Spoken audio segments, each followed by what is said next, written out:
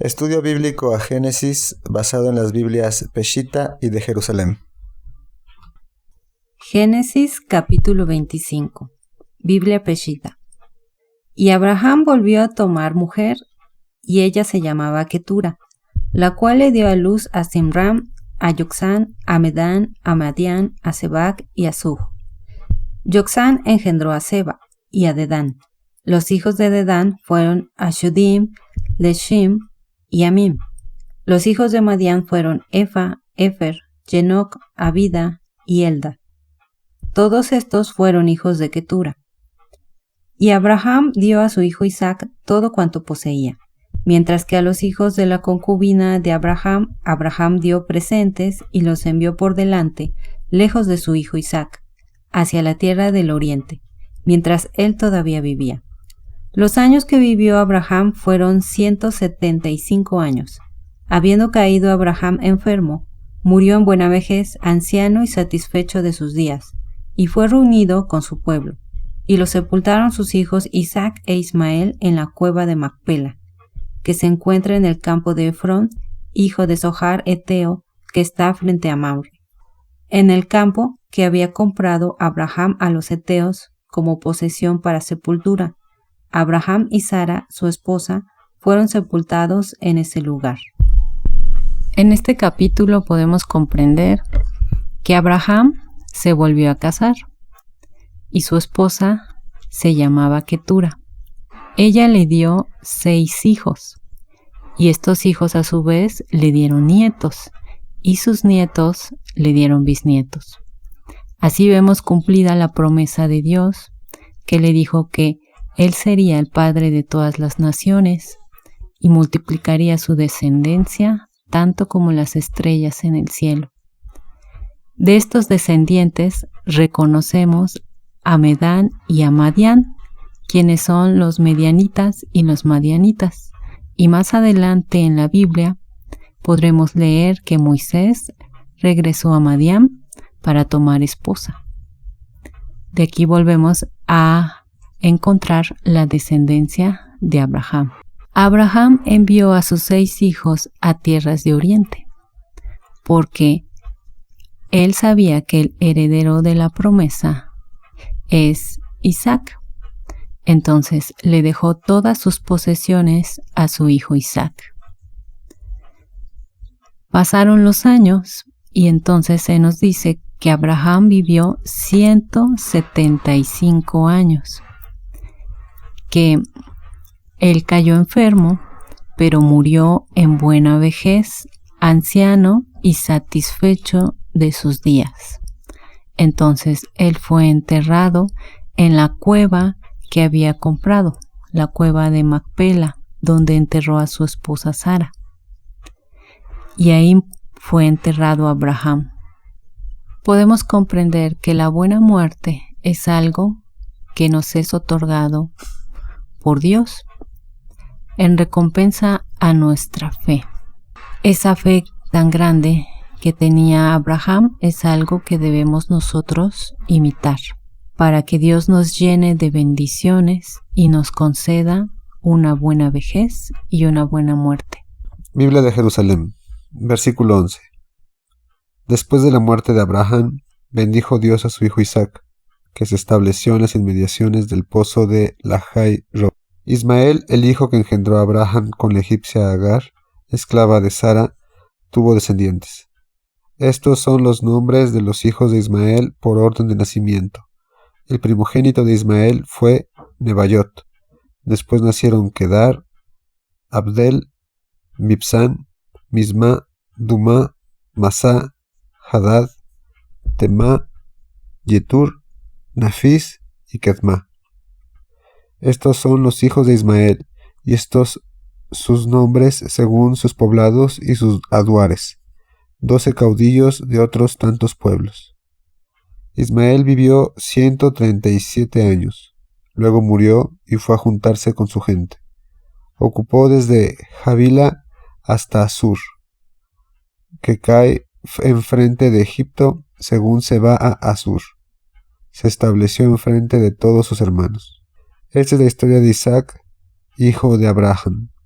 Abraham engendró a Isaac. Tenía Isaac 40 años cuando tomó por mujer a Rebeca, hija de Betuel el arameo, de Padán Aram, y hermana de Labán el arameo.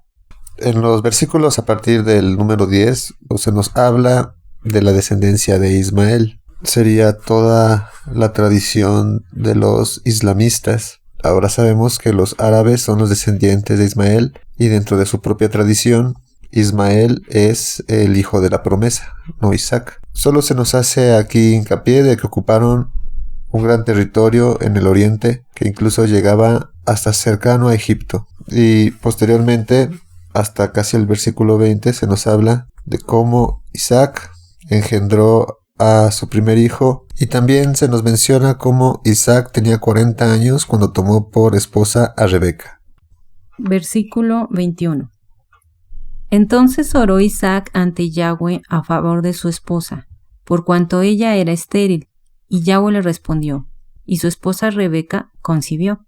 Y ella era afligida por sus hijos en su vientre, y dijo, si esto es así, ¿para qué vivo yo?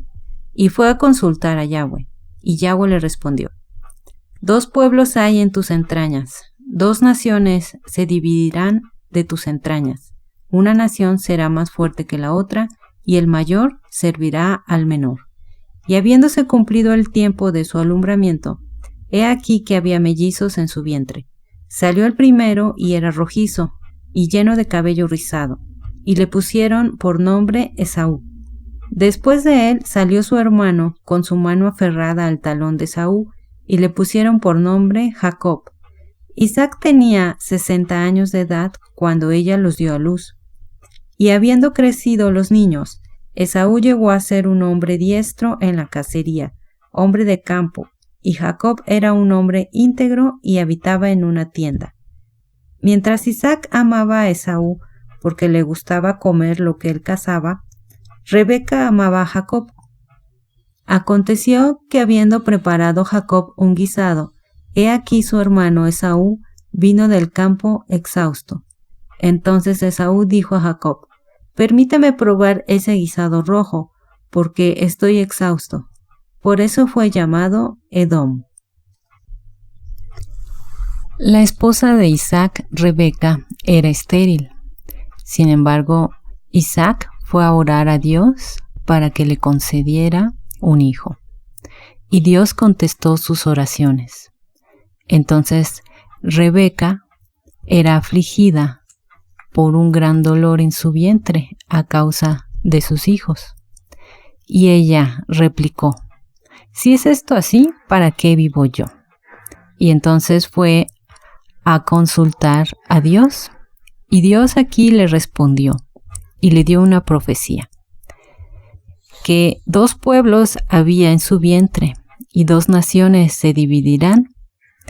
Una nación sería más fuerte que la otra, y el mayor tendría que servir al menor. Entonces, Dios cumplió la petición de Isaac y Rebeca quedó embarazada, pero de mellizos.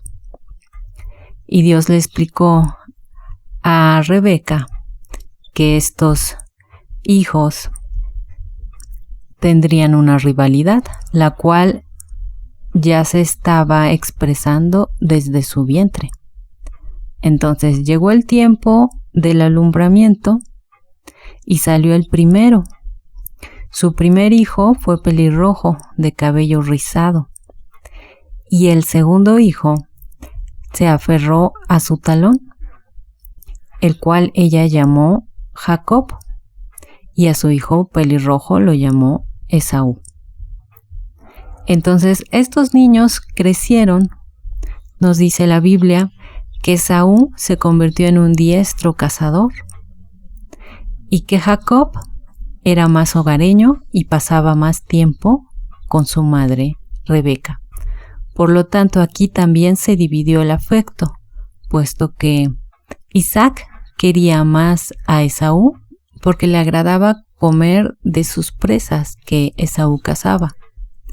Sin embargo, como Jacob pasaba más tiempo con su madre, se ganó el afecto de Rebeca.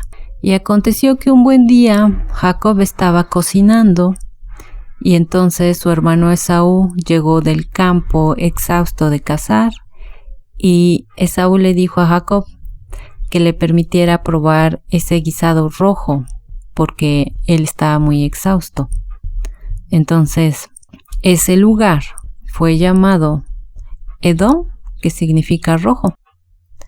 Y podemos comprender que las oraciones con fe y sin dudar siempre son escuchadas por nuestro Señor, puesto que Isaac le pidió con mucha fe que Rebeca quedase embarazada, y es así como Dios le cumplió esta oración.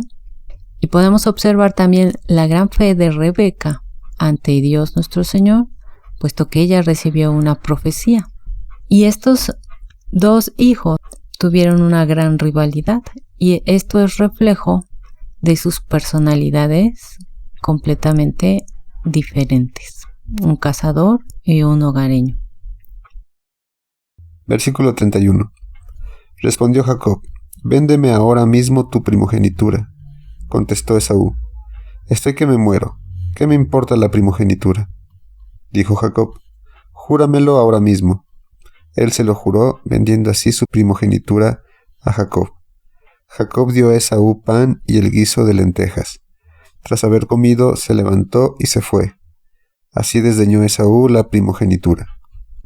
Notas a pie de página de la Biblia Palabra Clave sobre el versículo 1 y 2. ¿Cómo puede reconciliarse este hecho con Génesis 17, versículo 17 y Hebreos capítulo 11, versículo 12? Estos versículos se refieren a la condición de Abraham antes del milagro divino que permitió el nacimiento de Isaac. La edad tan avanzada de Abraham al momento de su muerte parece sugerir que el milagro incrementó su virilidad, lo que le permitió engendrar a Isaac y continuar por varios años más. Sobre el versículo 27 dice: La disputa entre los hijos gemelos de Rebeca, Jacobo y Esaú, comenzó antes de que hubiera nacido, y continuó no solo durante el resto de sus vidas, sino también entre sus descendientes. Muchos de los sufrimientos de los israelitas, descendientes de Jacob. En la última parte de este capítulo se nos habla de cómo Esaú, llegando cansado del campo por haber cazado, le pide a su hermano Jacob parte de un guisado de color rojizo. Se hace hincapié que esto afectó en la tradición porque se hace mención de que Edom es debido a ese color rojo del guisado. Cuando le pidió esta ración de comida a su hermano, a Jacob, este reaccionó de una manera muy particular, ¿no? Pidiéndole su primogenitura a cambio de esa comida. Entonces aquí se puede denotar que no había una buena relación entre ellos dos, seguramente por esta rivalidad por la aprobación del patriarca. Cuando le propuso cambiar la primogenitura por la comida, Esaú no vaciló, incluso dijo que estaba que se moría, de qué le iba a importar a él la primogenitura, menospreciando y despreciando también la bendición que era la promesa de Isaac. Tal vez Esaú no era un hombre tan espiritual y no tenía conciencia de la relevancia que tenían en su linaje por ser los únicos creyentes del Dios verdadero en esa época.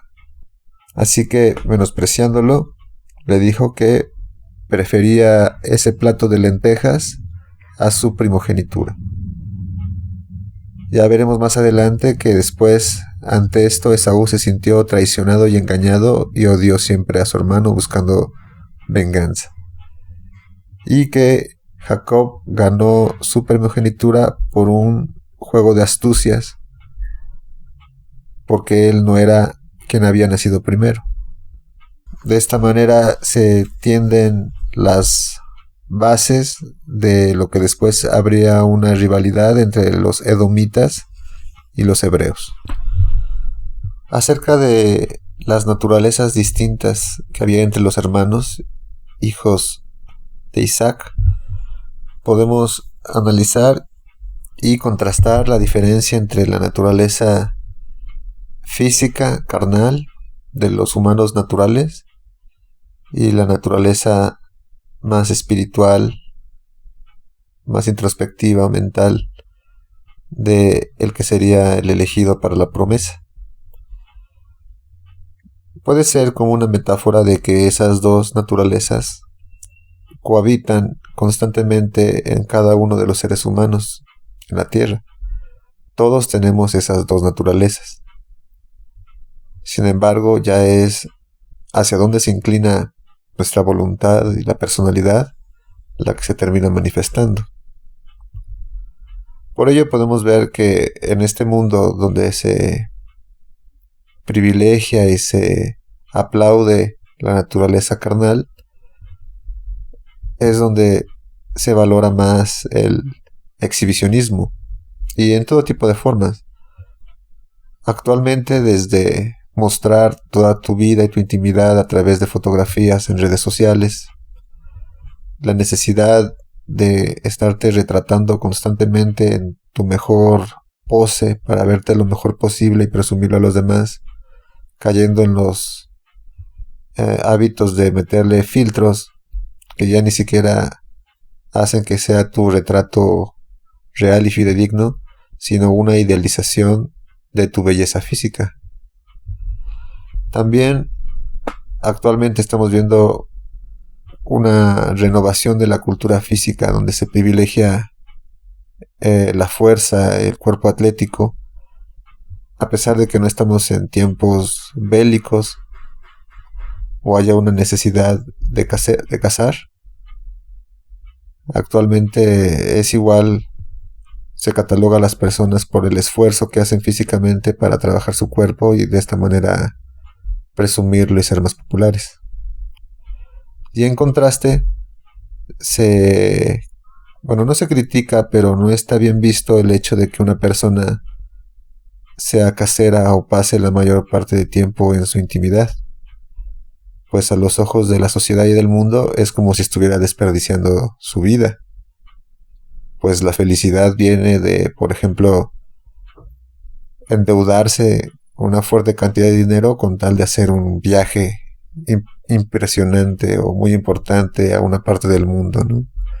Conocer Europa, ir a Japón, atravesar el mar, y aunque tu economía y tu realidad no te lo permita en ese momento, endeudarte para tener esa experiencia y de igual manera poderla presumir y que sea una proyección de éxito. Actualmente vemos muy subordinada la naturaleza espiritual de los seres humanos, pues el acto de reflexionar, de ser introspectivos, de pensar en las cosas más allá de lo obvio y lo básico, es una actividad menospreciada. Y de hecho es una actividad que se relega a las personas que se dedican a eso, como podrían ser los filósofos, los politólogos, gente que da conferencias, gente que parece que se dedica únicamente a pensar y luego lo transmite a los demás. Pero esta actividad debería ser algo general de todos los seres humanos. También es importante resaltar cómo el Señor, dentro de la historia de la Biblia, a sus elegidos, muchos de sus elegidos eran pastores, gente que pasaba horas en contemplación, caminando por los campos mientras cuidaba a sus animalitos, a sus ovejas. El acto de la introspección y de la reflexión es lo que lleva al entendimiento de la realidad, de la creación, y el valorar la belleza y la perfección de la creación te lleva a apreciar y respetar más a tu creador. También te ayuda a pensar sobre las decisiones que estás tomando, la realidad que te atraviesa, por ejemplo, las contradicciones e incongruencias de las personas al poder, y cómo el sistema que rige la sociedad no está diseñado para tu beneficio, sino lo contrario. También entender que esta idea aspiracional de siempre tener más, siempre esperar a una clase social mejor, siempre va a estar limitada no solamente al esfuerzo que tengas que hacer, sino a un linaje predeterminado en el que hayas nacido.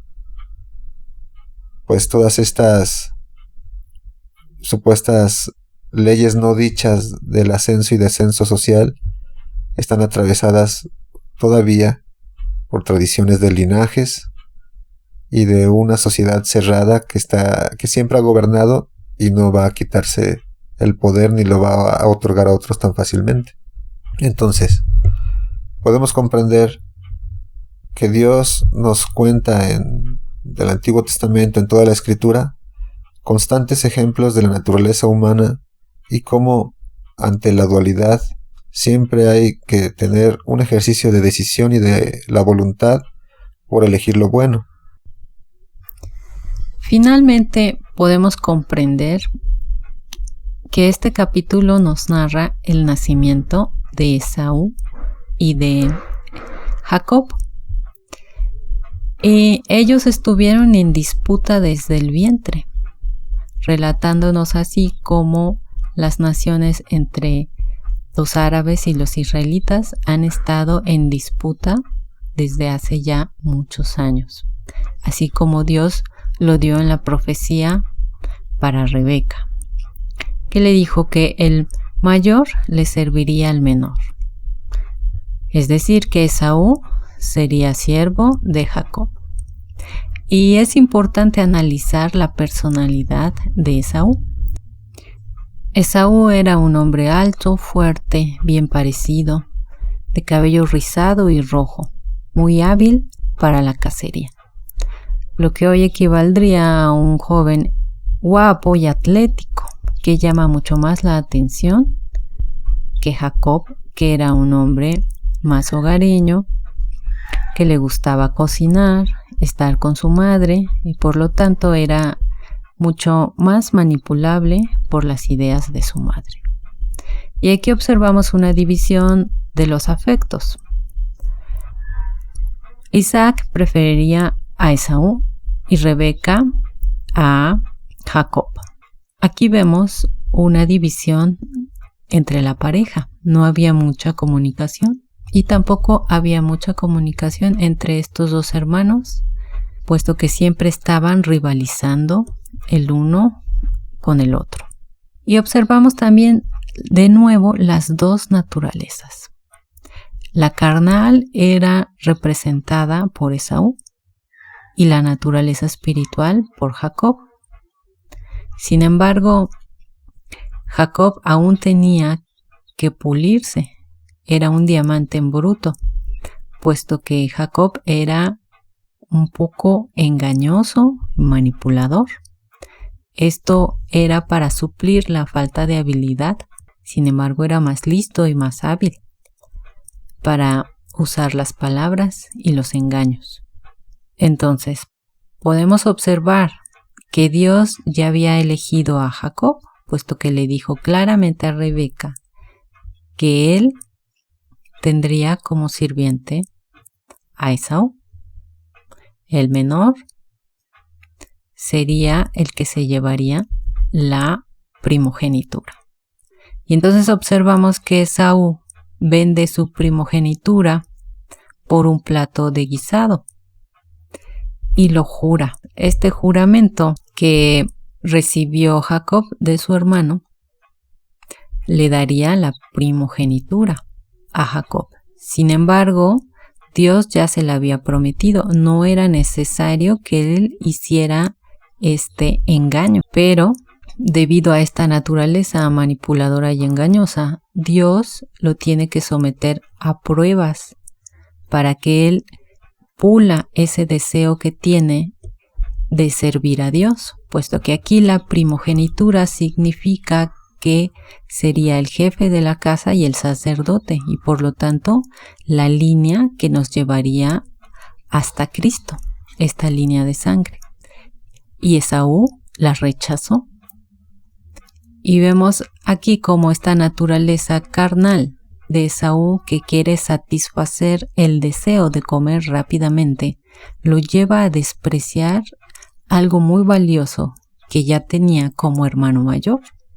Podemos analizar entonces que Jacob no creyó a Dios cuando su madre le dijo que él tendría la primogenitura, puesto que esta duda y desesperación lo llevaron a manipular a Esaú. Jacobo no supo esperar los tiempos de Dios. La paciencia y la fe que no duda son virtudes difíciles de cultivar.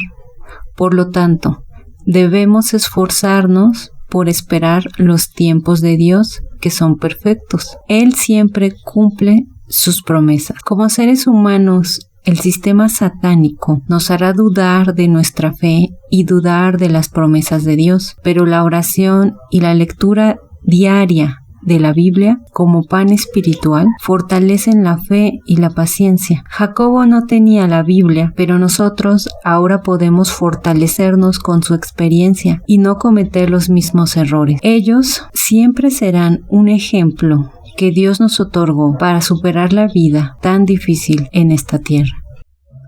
La naturaleza carnal o pecaminosa, también llamada el yo sombra, está en conflicto con la naturaleza espiritual. Ambas conviven en nuestro interior. Cada día ellas toman decisiones diferentes, dependiendo a qué naturaleza le das el control.